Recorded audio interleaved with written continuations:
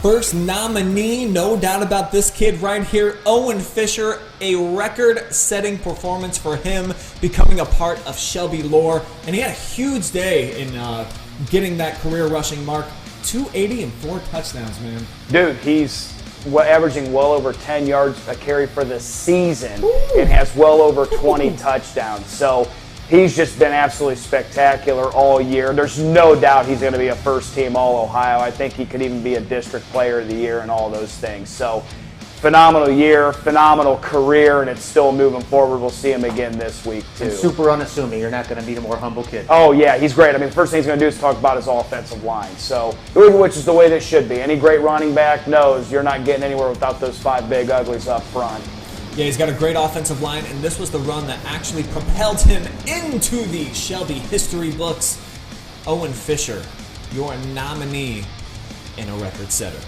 How about the night by this dude, too? Tristan Cross, 23 carries, went over 2 bills, 3 touchdowns, but what I really liked was he had the walk-off game-winning touchdown in overtime, man, and he was so emotional. He was grabbing his boys. He was crying, like, big performance, and you could tell that he really cares.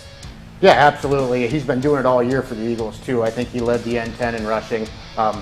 This is as deep as Colonel Crawford has been in the playoffs, and it's number 5 is a big reason why. Listen, when you expend that much energy playing in a hard-fought quarterfinal game, when you are the higher seed, you have advancing on the mind, all of those things, he personally put that on his shoulders and went out and got behind his offensive line and had a whale of a night. And what you're seeing when those tears are coming out is just raw emotion because there's nothing left in the tank. That dude literally left it all on the field, and that's what you're seeing at the end of the game. And if I'm not mistaken, he pulls his load on the defensive side of the ball, too. Right. I think he's a real good linebacker, too. So, I mean, it's not getting many plays off, and, that's a lot for anyone. Yeah, he's a two-way player, and there he is right there, man, fired up after a big victory. Owen Hatfield, man, we've been talking about the water bug a lot today, but hey, he had a big performance. He had just 2 catches in this game for about 10 yards, but then the 2 big carries for over 100, both times that they gave it to him on an end around, he went for touchdowns. And I just love how elusive he is. He's way faster, I think, in person than a lot of people think that he's going to be. He just burns you. Well, and he always beats the angle, too. And I feel like he's been doing this forever. This is like 3 years of watching him making plays just like this. And he runs extremely hard for his size. He's got great vision. When Ontario was struggling to get their program moving, he was a constant offensive weapon for them. So not only about this week, but just his entire career, a very impressive young man. He's key in the return game for them as well. Takes the kicks, the punts. I think he had like 45 return yards in this win over Clear Fork as well. Our final nominee this week, Jaden Cook, and man, you got to give a shout out to this kid.